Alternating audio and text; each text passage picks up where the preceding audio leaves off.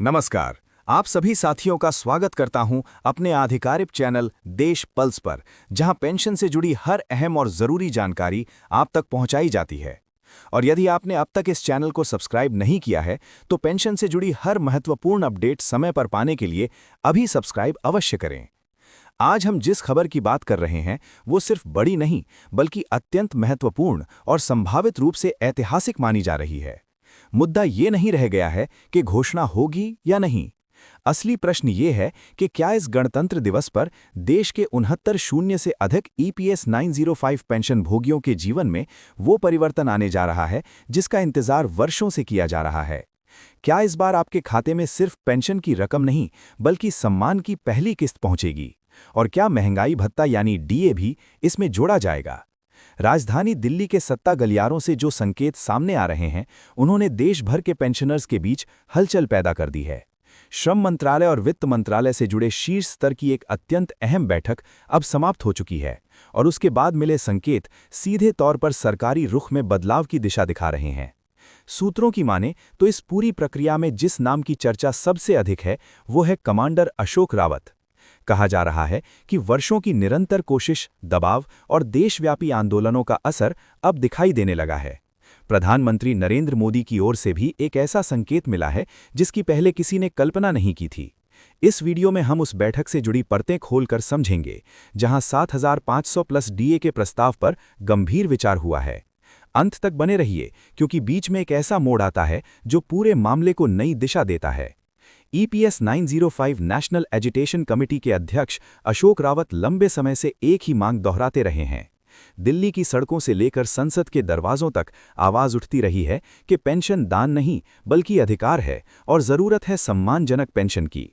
हाल में हुई high level cabinet briefing में एक महत्वपूर्ण अपडेट सामने आया। विश्वसनीय सूत्र बताते हैं कि श्रम मंत्री और वित्त मंत्रालय के वरिष्ठ अधिकारियों के बीच बैठक हुई, जिसका मुख्य विषय था पेंशनर्स का बढ़ता असंतोष और सरकार की आगे की रणनीति। बैठक में स्पष्ट रूप से रखा गया कि यदि ठोस निर्णय नहीं आया तो आंदोलन और तीव्र हो सकता है। अशोक रावत पहले ही संकेत दे चुके थे कि अब केवल आश्वासन पर्याप्त नहीं, सीधा फैसला चाहिए। और अब जो जानकारियां मिल रही हैं, ये दर्शाती हैं कि सरकार ने नरम रुख अपनाने के संकेत दिए हैं। चर्चा ये भी है कि क्या 1,000 की न्यूनतम पेंशन को सीधे 7,500 किया जा सकता है? क्या प्रधानमंत्री स्वयं किसी बड़े मंच से इसकी घोषणा करेंगे? और क्या ये संदेश लाल किले से जाएगा या किसी विशेष डिजिटल मंच के माध्यम से बुजुर्गों तक पहुंचेगा? सोशल मीडिया पर तेजी से फैल रही खबर के अनुसार एक ड्राफ्ट प्रस्ताव तैयार किया गया है, जिसके तहत गणतंत्र दिवस पर 7500 की न्यूनतम पेंशन का तोहफा दिया जा सकता है, और इसमें डीए जोड़ने का सुझाव भी शामिल है, ताकि महंगाई के साथ पेंशन स्वतः बढ़ती रहे।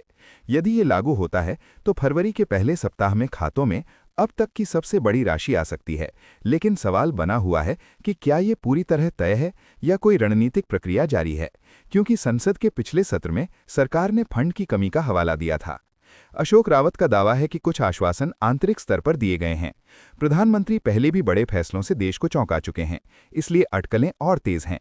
बैठक से मिली जानकारी के अनुसार आनुपातिक वृद्धि मॉडल पर भी विचार हुआ है, यानी सीधे 7500 न सही, पर मौजूदा राशि से काफी अधिक बढ़ोतरी संभव है। यदि ऐसा होता है तो ये दिन ईपीएस 905 पेंशनर्स के इतिहास में विशेष स्थान पाएगा। दिल्ली में एक सुरक्षित सरकारी परिसर में श्रम और वित्त मंत्रालय के शीर्ष अधिकारियों की गोपनीय बैठक में रावत द्वारा दिए प्रस्तावों पर बिंदुवार चर्चा हुई। वित्त मंत्री ने पेंशन फंड के कथित घाटे की समीक्षा करवाई, और रिपोर्ट ने कई लोगों को चौंकाया।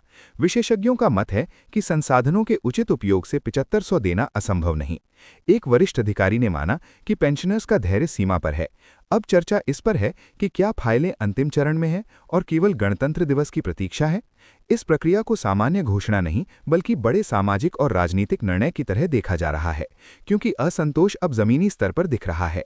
उत्तर प्रदेश, महाराष्ट्र, कर्नाटक, तमिलनाडु जैसे राज्यों से आई रिपोर्टों ने चिंता बढ़ाई है। ये लोग केवल संख्या नहीं, बल्कि परिवार और मतदाता भी हैं। इसलिए सोच बन रही है कि केवल भाषण से काम नहीं चलेगा, लागू करने योग्य घोषणा आवश्यक है। डिजिटल माध्यम से सीधा संवाद करने के प्रस्ताव पर भी विचार हुआ है। न्यूनतम पेंशन 7500 करने और डीए जोड़ने पर गंभीर मंथन की बात कही जा रही है। इसका अर्थ है पेंशन स्थिर न रहकर महंगाई के साथ समायोजित होगी। हालांकि अशोक रावत ने स्पष्ट कहा है कि जब तक आधिकारिक नोटिफिकेशन जारी न हो, किसी घोषणा को अंतिम न माना जाए। एरियर का मुद्दा भी बड़ा है। पेंशनर्स चाहते हैं कि लाभ पिछली अवधि से भी मिले, जिससे बड़ी राशि खातों में आ सकती है। अनुमान 50,000 से 1 लाख तक बताया जा रहा है।